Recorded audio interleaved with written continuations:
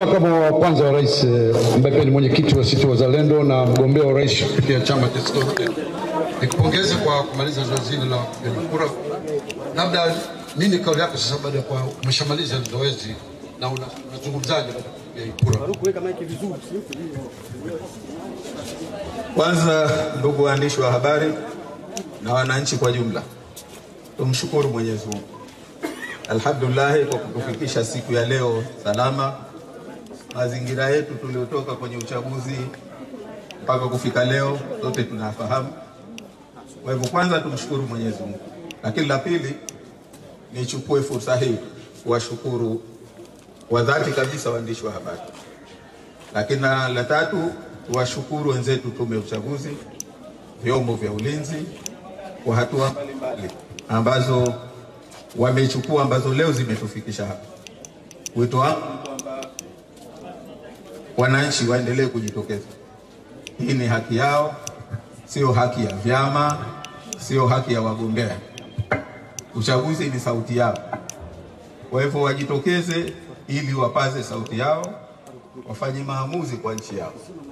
Kwa hivyo mimi kubwa niseme hilo, kwa sababu kwa upande wa inachoendelea mpaka sasa, sisi kama chama tuna wagombea, tuna waangalizi, tuna viongozi na watendaji mbalimbali wanaoshughulikia uchaguzi. Kwa hivyo kama chama tunakusanya taarifa kinachoendelea. Si vizuri mimi kuyatolea maelezo yale ambayo yanaendelea katika sehemu mbalimbali ya vituo vya kupiga kura. Hilo litafanywa na chama. Mheshimiwa, labda tukizungumzia swala la kampeni katika siku karibu 45, vyama karibu 11 vilivyokuwa vikinadi sera, unaelezaje hali ya kampeni ilivyokuwa, na umezisikiliza sera za wagombea wengine ambao wanashindana nao, labda una kauli gani kwa hapo? Mimi nachelea leo kupiga kampeni. Kwa hivyo nadhani ya kampeni wananchi wamesikia. Aliyefurahishwa na sera za kila chama, leo ndio siku yake ya kutoa hukumu. Kwa hivyo siku ya hukumu huwa hatusikilizi tena kesi. Nadhani hiyo ni kanuni tu ya msingi. Lakini nadhani kila chama kilifanya kwa utaratibu wake.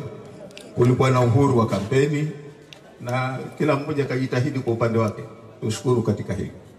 Labda una matumaini kiasi gani? Mheshimiwa, hii kwanza ni mara ya ngapi wewe kupiga kura, lakini swala la amani kwako lina tafsiri gani? Uzihesabu sijui kwa haraka, sisi wana sheria tuna shida kidogo ya hesabu. Lakini mimi nimeanza kupiga kura toka mwaka 90. Jang'ombe nadhani kuanzia 2000 ndio nimeanza kupiga hapa Mpendai. Kwa hivyo sijui mnaweza kuhesabu nyinyi wenyewe. Nadhani mwaka 2020 ndio sikupiga kwa sababu sikuwepo nchini. Lakini mara nyingine zote nimepiga kura. Na labda Mheshimiwa, una matumaini kiasi gani ya kushinda uchaguzi? Na usiposhinda utakubali matokeo?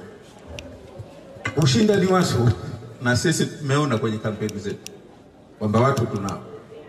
Sasa tunasema ikiwa uchaguzi ni mchakato wa kisheria. Kama sheria na taratibu zitafuatwa na tutashinda, sisi tulishalieleza mapema, tutakuwa mwanzo kumpongeza atakayeshinda na kufanya kazi naye. Lakini kama hazitakuwa sheria zimefuatwa, itaendelea kutusikitisha, na hatuna sababu ya kumheshimu ambaye atashinda kwa njia na taratibu za ghilba na ambazo hazikufuata sheria.